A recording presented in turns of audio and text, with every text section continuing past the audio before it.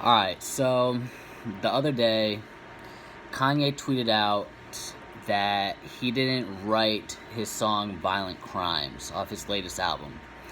And the exact quote is, or the exact tweet is, Partisan Fontaine wrote the Violent Crimes verses. I don't know if I'm pronouncing his name right.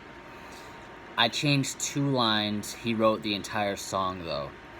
And if you don't know, Violent Crimes is a song, a very personal song, probably the most personal song on his latest album, and it's directed towards his daughter and his new respect for women because of his daughter, because of the birth of his daughter, and he sees women in a different light now, and it like changed his life and had a big impact on his life.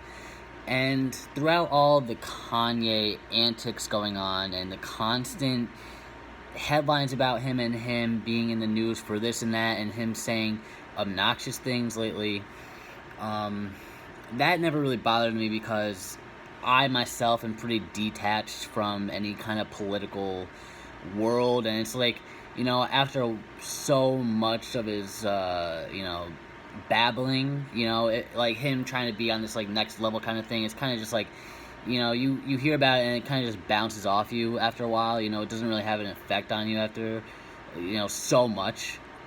But honestly, I kind of told myself, like, okay, this political shit, this isn't gonna really affect my viewpoint of Kanye until it trickles down to the music. Once the music is affected, or something like this, this really might be the breaking point for me.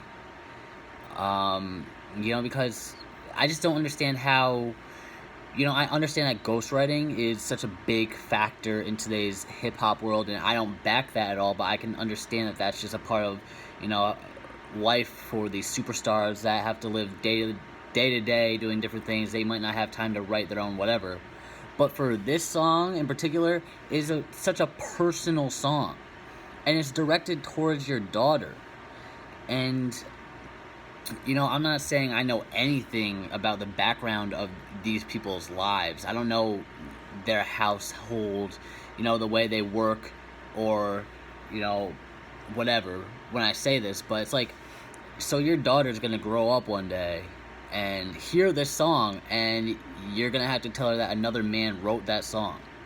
But you said those words as if you were speaking to her, though.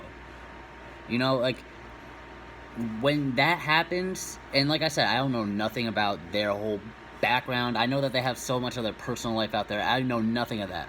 I don't know anything about how their lives run or what kind of life they have.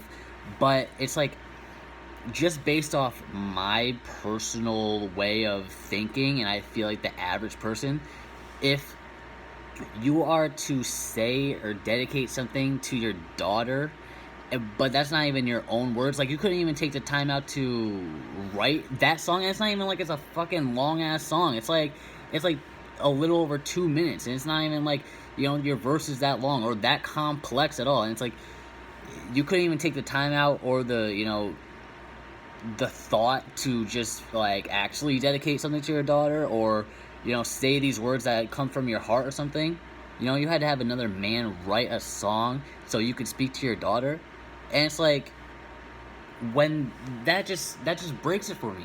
That just really ruins it all for me, because not only was I like really listening on like a more personal feel about this song, like, holy shit, wow, what a light that Kanye is in, that he can actually do this. It's like, it's such a throwback to like Hey Mama, or like any kind of personal song, or any kind of like thought-provoking song that Kanye has done.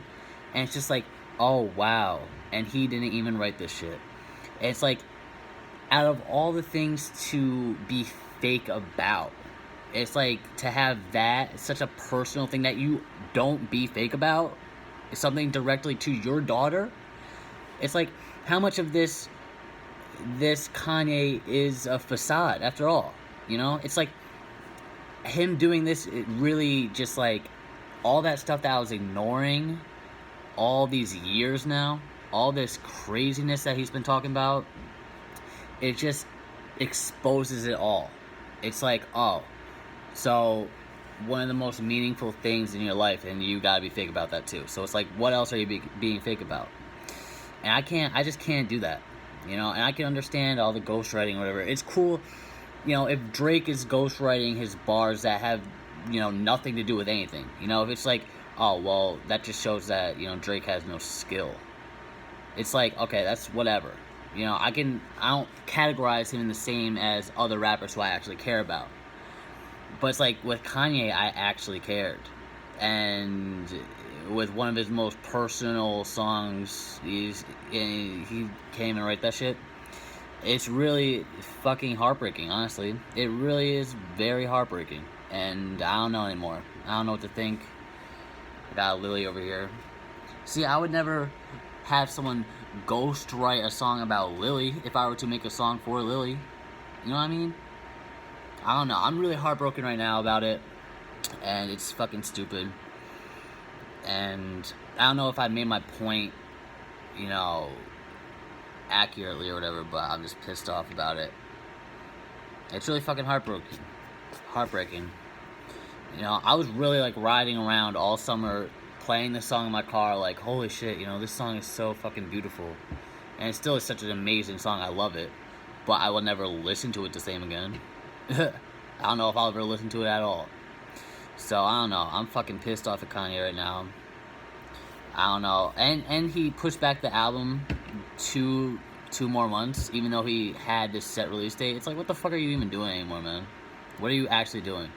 And I never thought that I would be saying this about him, because I feel like at some points in my life, man, I was the number one Kanye fan. I was the only one defending him. I was like, you know, everyone had already turned their backs on him, and now it's just like, oh, I see that now. I understand that, because this dude's a fucking phony. So that's just what it is. I don't know.